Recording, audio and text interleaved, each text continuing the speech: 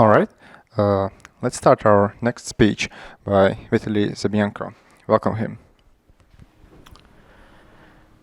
Greetings everybody, my name is Vitaly and I represent our local Latvian company named ABC Software, and our primary job is in concern with different Latvian government agencies. Our portfolio includes such projects like solutions for e-health, solutions for e-government, and of course a few systems for fighting and preventing crimes in scope of criminal justice.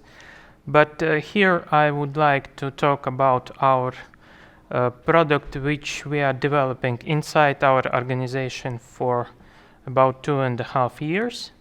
And this product is in concern with the identification of suspicious activities of IT system users. So here is the agenda. At the start I will speak about the impact of modern insider threats in IT systems. There will be some statistics across Europe, across the globe and world, and so on. And then I will present our solution. I will talk about its architecture specifics, about its approach, according graphical user interface. There will be also some concluding remarks and characteristics, and I also will outline the future work which is possible in scope of our product. So if we are looking at the statistics, and on the left here you can see a list of reports from companies which are concerned with breaches worldwide. They are gathering statistics, they are publishing their reports, and according to these sources you can see that the latest trends are showing that no longer this outsider danger is prevailing. Instead, these are those insider users who potentially can do the most harm to your system. And they are performing those malicious attacks. They are stealing data. They are stealing the data from your system. Maybe they are just downloading it into their own personal USB and then just walk out of your office. So this is quite dangerous, and this is a topic to be concerned with. And if we look at different opinions in European companies, how they view this situation, then we see that they think that those insider threats, they are much more difficult to detect and prevent nowadays than it was a few years ago. And so most of the organizations, they think that it's indeed very hard to identify those insider threats. And the reasons are quite obvious, because nowadays we have bigger everything, bigger network traffic. We have more stakeholders, we have more companies which are partners for our company, we have more IT assets on the network and system, and so on. Of course, there is also this virtualization level and cloud, which also adds additional layer of complexity. And in fact, that is why some breaches are so severe, then it may be a year the time difference when this breach happens, and then after a year it will be discovered that this breach was actually happening. And by that time, maybe millions and billions of precious and sensitive data will be stolen. So if we are looking at the Europe level, then we see that Germany is the country which feels the most vulnerable to these insider threats. It is followed by the France and United Kingdoms. And if we are looking at the worldwide level, then in the United States, it's even worse, and about half of the organizations think that they are vulnerable to such kind of attacks. And in fact, it is already happening, because according to these reports in the last year, globally about 40% of companies were either breached or they failed a compliance audit, which is quite grave numbers.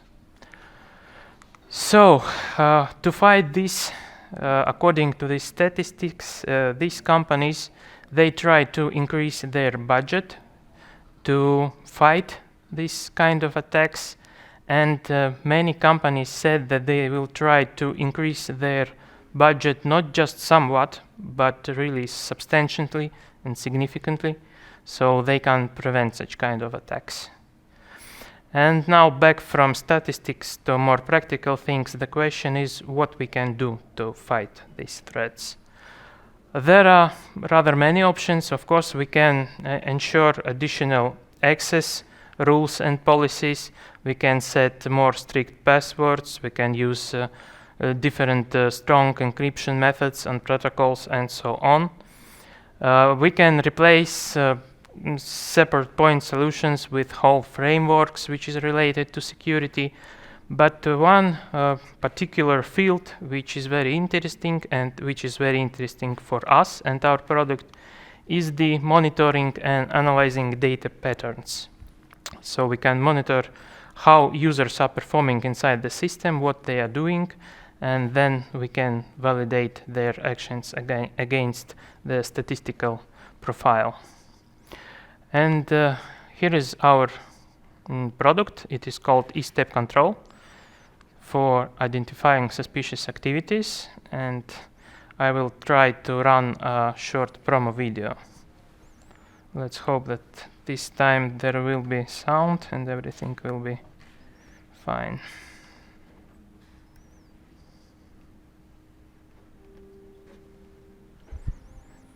You know that there are hundreds of walls out there that protect your confidential data physically. Where important data flows, hackers are always near. But are they the only threat to our sensitive information? Recent studies show that unauthorized use of data in most of the cases comes from employees, not from any source outside your organization. You can keep the log file for all activities of your employees, but will you notice anything at the end of the day? We give you e-StepControl, the software that learns certain behavior patterns of an individual or group and informs the security administrator of suspicious actions. It's all possible because of a unique and dynamic self-learning code, which is based on Markov's chain theory and the bits and pieces of artificial intelligence. Using e-StepControl requires no additional middleware, database product licensing, changes in your systems or security procedures. Visit the website and request more information. Okay, so now back to our presentation. And I will talk in detail about our solution. So the architecture of e-StepControl, it consists of 3 separate modules. The first one is the audit data adapter, which is connected to the system which is being analyzed, and it pulls the data from the audit of a coding system. Then this data is fed to our e-StepControl algorithm, which implements this self-learning and identification of suspicious activities and so on. And then, of course, there is a graphical user interface for the security specialists, for security auditors, which can be used by them to see what exactly is happening at the system and to understand and maybe take some preventive actions to fight these crimes which are happening inside your system. So this algorithm, it is based on the approach which consists of 3 steps. The first one, we take your data, your historical audit, and then we analyze this. Maybe for a few months or even a year. It is of course strictly depending on the size of your audit data. But then we perform self-learning, we create those user profiles, and once it's done, we can perform this online monitoring and assessment of user actions. And the algorithm itself is based on few mathematical concepts.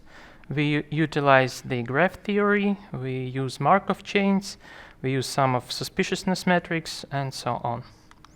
So here is a typical architecture of a system. We have some users which go through authentication procedures, and they go into the system itself where there are business workflows and they are working with the system. And underneath there is a database with some useful data, and one of these subsets is the audit. So we will use it. Now, when we will add our solution, it will look like this. So here are those three main components I was speaking about, and we pull this audit to our audit data adapter, and we also require some basic knowledge about characteristics of the users. And when it's done, when this chain is working, we can allow to identify those users which are doing potentially something wrong in the system, and we can notify the system security staff. So I will talk a bit more detailed about each of the steps. First is the obtaining of data. I should say that this is relatively effortless because we require almost no data about the users. I mean, the algorithm itself, it doesn't care about the names, about surnames, about other sensitive data. All we need is some unique identification of the user to be able to tell apart what he was doing and that these actions belongs to him and not to the other user. So then we have this creation of user profiles. And we are creating two types of profiles, both individual and group profiles. I will speak about this a bit later. And at the third step, we are actually monitoring all these patterns, and we are looking at what's going on the system. So let's see the typical steps in the information system audit. The audit data, this trail, it usually shows that some users performed a login, then let's say he chose some menu options, he did some searching, he entered some searching criteria, then he edited some records, and at the end this session either expires or he do manual logout. In any way, it is enough for us. And so this model is as follows. The user is working. These steps, we call them steps, are at the audit data level. And then when we connect our solution, these steps will go to the user's session graph in scope of our self-learning model. So user continues to do some actions. We have more data. We can continue to grow this profile. We can register steps he's making, another session, third session, and so on, until we can judge that this profile is rather okay. We can use it for further validation and analysis. So initially, we are capturing just the steps and the transition between steps, the number of transition between steps. But in order to do something with this, to analyze it, we need something more, let's say, mathematical. So of course, we use the probabilities, and this process is quite straightforward. It's a pure math. We are analyzing each transition, and in this case, we can see that transition probability is 1. We are analyzing next step, and we are calculating these coefficients, and so on, until we have this full profile. Okay, it is ready, and we can build individual profiles for each user, for user 1, 2, 3, and 4. What I mentioned earlier, that we are building two types of profiles. The individual is this first one, but we are also building a group profile.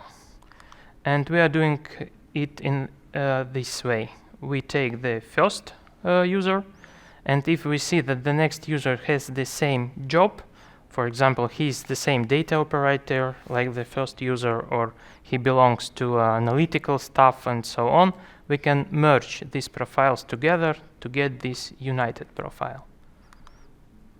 we take many users, and we have this united profile. This profile is very useful in case, for example, when we have a new user in the system and he doesn't yet have this individual profile, but we can validate him against this statistical average, which belongs to a user group. And how the monitoring is performed itself. So we have a profile, we have a new session, and then we start to analyze step by step. So the first 3 steps, yes, we see that these are in the profile, everything is fine, and we are starting to augment these positive metrics. So then we continue, CDE, it is also in the profile, things continue to going on until the whole session is analyzed. In this case, we see that the session is green, and all these actions are quite typical for this profile. But then we have another session which has the same start. We have to grow these positive metrics, but then we see some steps that which are not so typical for this profile. And then we start to grow these negative metrics. And to the end, and in this case, this suspiciousness wins. We see that this session is rather atypical for this profile.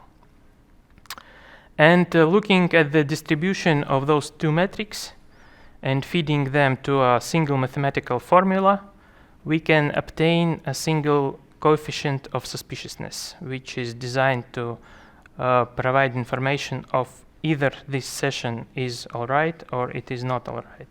And if it is not all right, we have a predefined alert level. And if we see that the particular session is bad, then we notify the administrator about this. This is so-called negative case, but we also must understand that in his day-to-day actions, user performs a single cycle, his main loop of typical activities. He's logging in, doing something, then logging out. And of course, he can take 1 step left or 1 step right, or maybe a new functionality appears in the system which wasn't incorporated in the initial learning. What we do in this case? So if we see that this session is not too suspicious, it's not 1, it's not 66, it's about 0 or 0.4, we can use this session to update our profile. We are taking these steps and we are updating these coefficients in the profile of the user. This is happening absolutely automatically on the background. So users are doing something, system is analyzing, learning from their actions, updating its profile, and so on.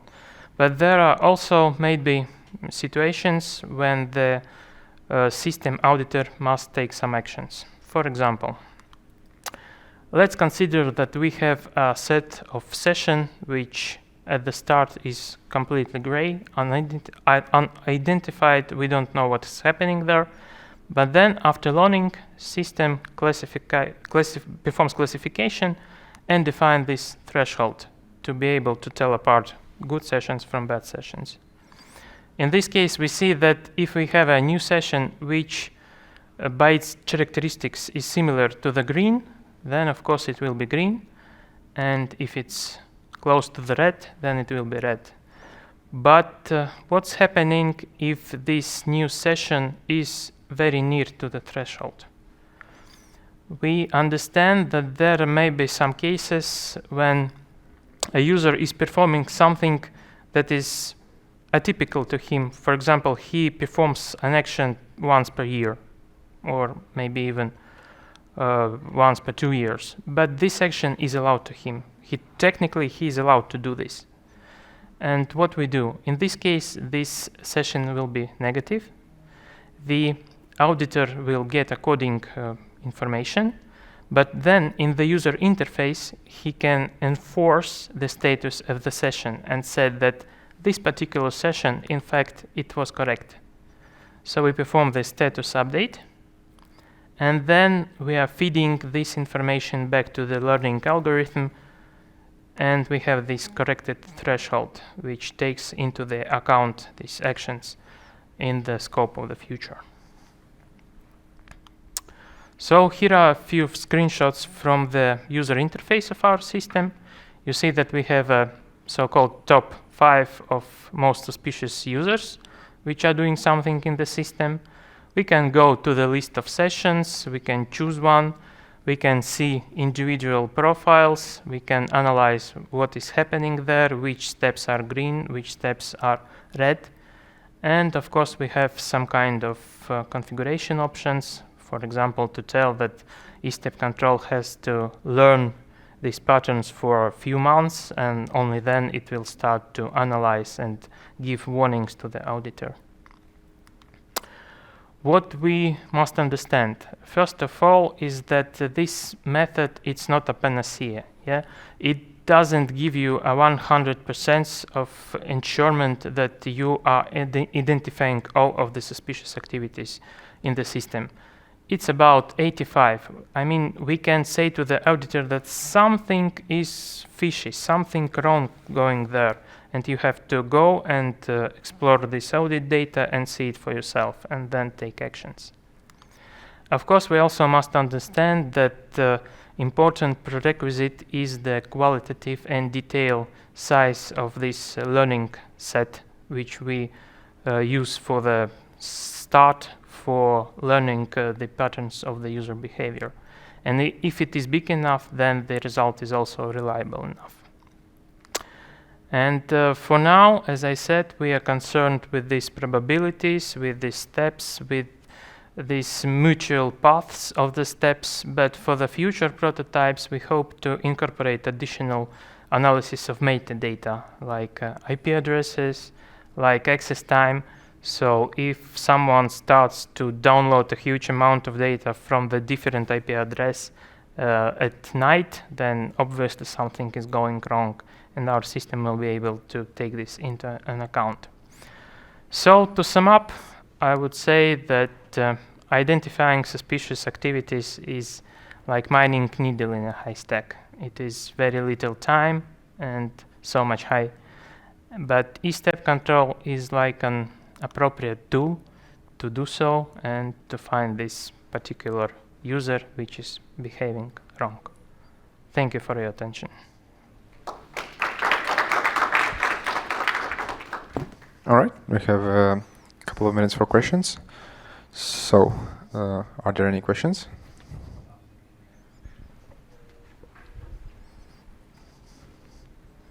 How long does it take to train your model to actually to start to implement system?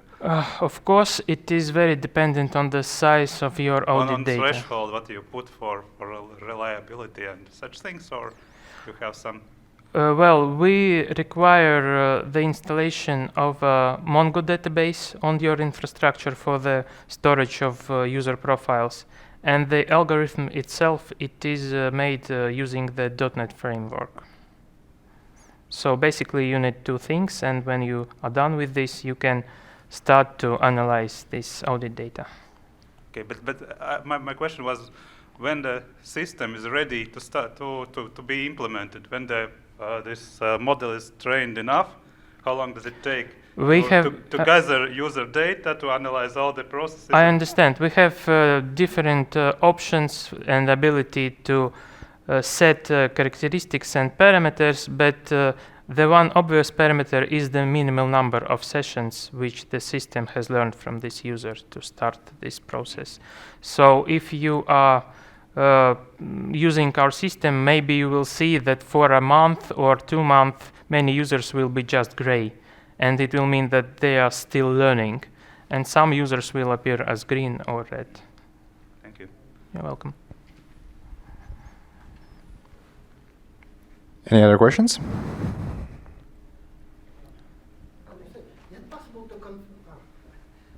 Is it possible to configure your model for a new, for example, pages which might appear?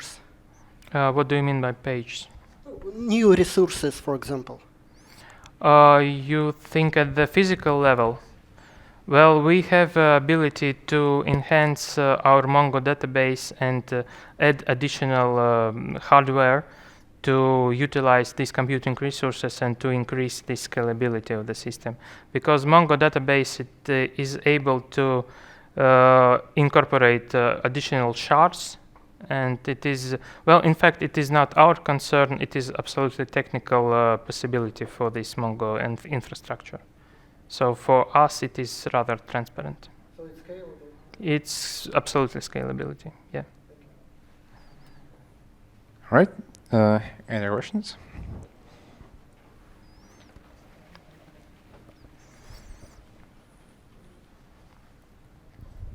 What is the input of this audit log, or what kind of data it has to take in, based on what it makes this decision? And can it be, is it custom or it's some kind of standardized? This audit data log? comes from the client. It's their log data, which consists of such steps. We are just taking them and analyzing them abstractly. So it may be a user which stores the records about how particular user accesses the file system. That's one example. Okay. Or maybe it's their auditing of the business logic of their, the level of their business logic. For us, it is also rather transparent. We just do this mathematics to find these atypical patterns. So this format is not relevant in here? Yeah. Okay. If you have more detailed audit records, we could get much better result.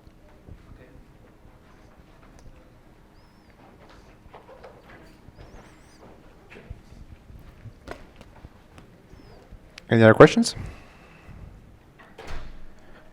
All right, so I'll ask our speaker to choose his favorite question so we can give out another invitation for our after party.